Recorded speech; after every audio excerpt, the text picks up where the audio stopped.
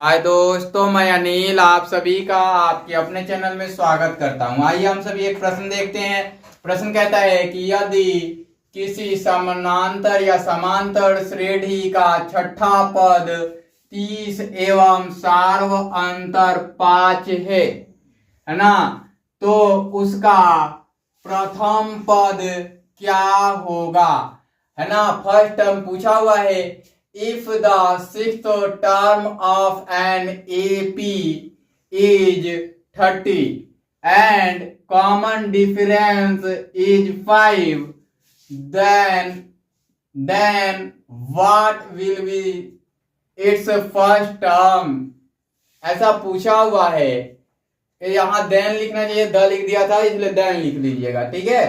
तो इसमें क्या दिया गया है कि sixth term of an AP is 30 and common difference is 5.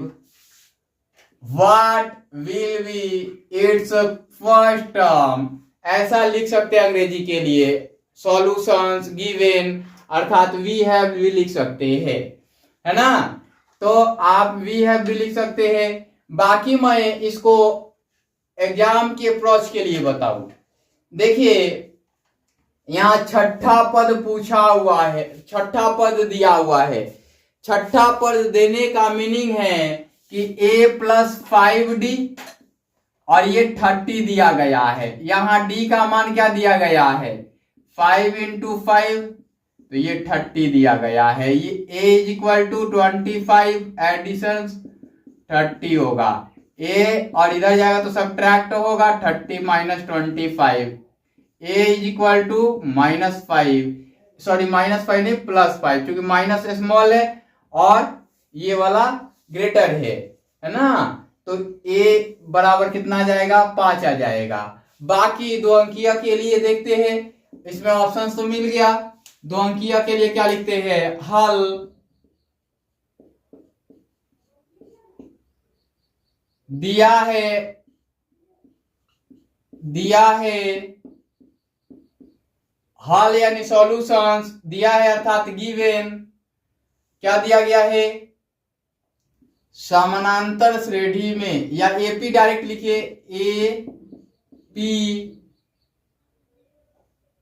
में क्या दिया है, A6 इज इक्वल टू 30, यही दिया गया है।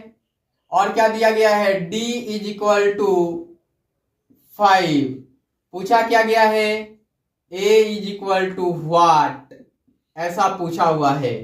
नाउ अब चूंकि an बराबर a plus n minus 1 into D, अब an a6 n के बदले 6 और a का मान a और प्लस n का मान 6 माइनस 1 इंटू डी, यही होगा। या a6 इज इक्वल टू कितना दिया हुआ है, 30 दिया गया है, a और प्लस 5d हो जाएगा, है ना।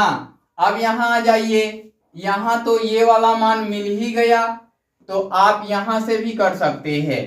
यही मान उठ के यहां आया हुआ है, तो या करके लिख लीजिए, या करके लिखिए, यहां या करके लिखिए, या करके लिख लीजिए, और ये इसलिए करके लिख लीजिए, और यहीं से ये 5 इसका फाइनल उत्तर मिल जाएगा।